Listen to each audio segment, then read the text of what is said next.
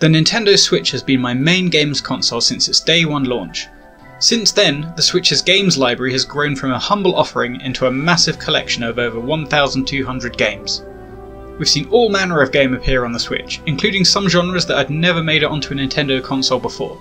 It's been great to see Switch versions of Arena of Valor and Fortnite, but I've been holding out for a massively multiplayer online role-playing game since the Switch's launch.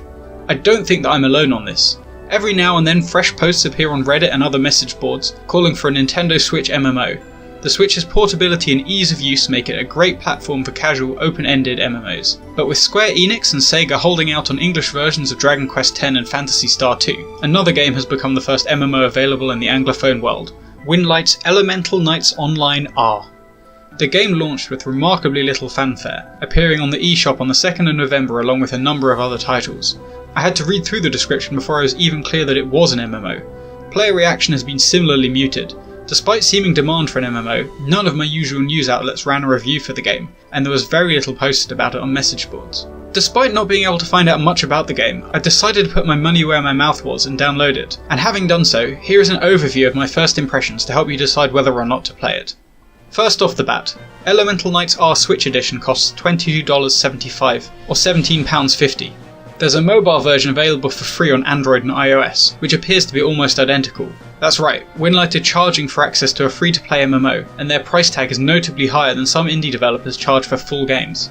You do get a set of premium items when buying the game on Switch, but once you've used them up, you'll need to pay real money in the cash shop if you want more. I can see this putting a lot of people off straight away, and I don't understand why Winlight decided to charge for download. Surely the mobile version of the game was making money from microtransactions. Otherwise Winlight wouldn't go through all the work required to port it to the Switch. By putting their game behind a paywall, they're surely reducing their potential audience a great deal. The game starts off with character creation. There's a fair amount of choice in terms of character design, with lots of different face and hairstyles available. It's not the most in-depth character builder, but it's far from the worst. Players choose from one of the 4 usual starting classes: Fighter, Cleric, Wizard, or Thief. Human is the only playable race, and there's no option to fiddle with your starting statistics or equipment. Once your character has been created, you're treated to an anime opening sequence. The visual quality here is good, but the realistic characters in this segment are quite jarring against the chibi style in the rest of the game. This can be forgiven, but Winlight's decision not to bother translating the sequence is not. Unless you can read this text at the bottom of the screen, you may as well skip past this sequence. The game truly begins with your character riding a ship that's pulling into a city port. It's clear straight away the quality of graphics that we'll be dealing with. The detail and textures are that of a PlayStation 2 era game, evoking memories of Dark Cloud or Grandia 2. The choice of graphic style is completely understandable for a mobile device, and perhaps even for a free-to-play game on the Switch, but again the $22 price tag feels a tad too much for this level of sophistication. The plot is absolutely nothing new. There's an evil force that was defeated by a group of heroes called the Elemental Knights. You're an adventurer hired to protect supply wagons from the increasing threat of monsters in the wilderness. You're attacked by an agent of the evil force and begin your quest to defeat him. Maybe there will be some interesting plot twists later in the game, but from what I've played so far, I'm not putting bets on it. The majority of the narrative is exposed through conversations with quest-giving NPCs. Unfortunately, the quality of translation is incredibly poor, to the point that it can sometimes be hard to understand exactly what's going on. It can be obstructive to the plot, but outside of the main quest, it's kind of funny how bad it is. Maybe it's for the best that the opening animation wasn't translated.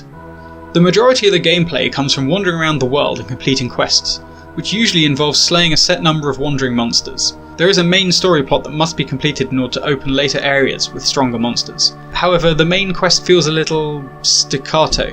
As with other quests, story quests usually require you to hunt specific monsters. However, these tasks are incredibly quick to complete in the early game, often only asking you to kill 2 or 3 monsters for completion. This means that players will find themselves spending almost as much time speaking to NPCs as they do actually fighting, and with the translation being so bad, it gets quite tedious. The musical score and sound effects are absolutely fine. They manage to avoid being annoying, which I was worried about, and the tunes do a good job of setting the tone for the areas you'll travel through. I particularly like the catchy battle tune that fades in whenever you engage an enemy in combat. So how is the combat? Attacking a wandering monster changes the viewpoint and makes the combat menu appear. Combat is partly turn-based, with the character making a basic attack at set intervals unless the player elects to use an item or make a special attack, though the character can be moved around at any time to take a more strategic position. Special attacks consume MP and each have their own cooldowns, and there is some strategy in deciding which attacks to use when, in order to balance your MP usage against your action economy. I can see the combat system having a mixed reception, with some players preferring a more direct hack and slash approach. However, I like the balance that it struck. Passive enough that I could play whilst watching TV, but active enough that it didn't feel like an idle game. Killing monsters and completing quests earns experience points, which increase a character's level and skill level. Raising a character level grants points, which can be used to raise a character's 6 core attributes. Raising skill level grants skill points, which can be used to unlock and upgrade active and passive skills on a fairly complex skill tree. The game involves a job system similar to the likes of Bravely Default or Final Fantasy V. Upon reaching a certain point in the game, the player can pause progression in their current class and start at level 1 on a new class. They can carry up to 2 active skills over from other classes, and certain passive skills, once unlocked, remain effective in all future classes. The class system is executed really well, and allows for a level of variation and customization not seen in some other well-established MMOs.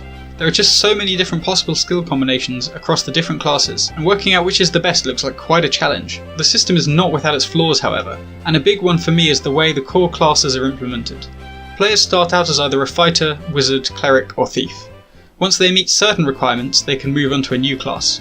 A few of these classes are hard locked to core classes, e.g. to be a bishop you must first be a cleric, but the majority are available to multiple, if not all, starting classes. However, there is no way to change from one starting class to another, for example to start as a fighter and then become a cleric. This means that if you want to try out every class, you're going to have to make different characters for each starting class, and then play through each shared class multiple times. I wish that EKO had just gone all in with their job system, and allow players to take levels in every class on a single character. A large draw for any MMO is the ability to meet and adventure with other players in the same world. EKO has a reasonable selection of party-based quests to complete, along with sporadic boss monsters to fight.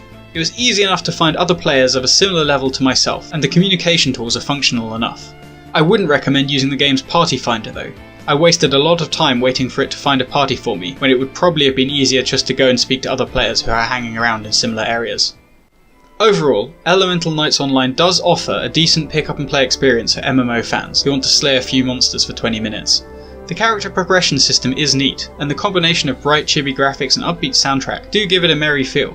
But is it worth the $22 price? Absolutely not.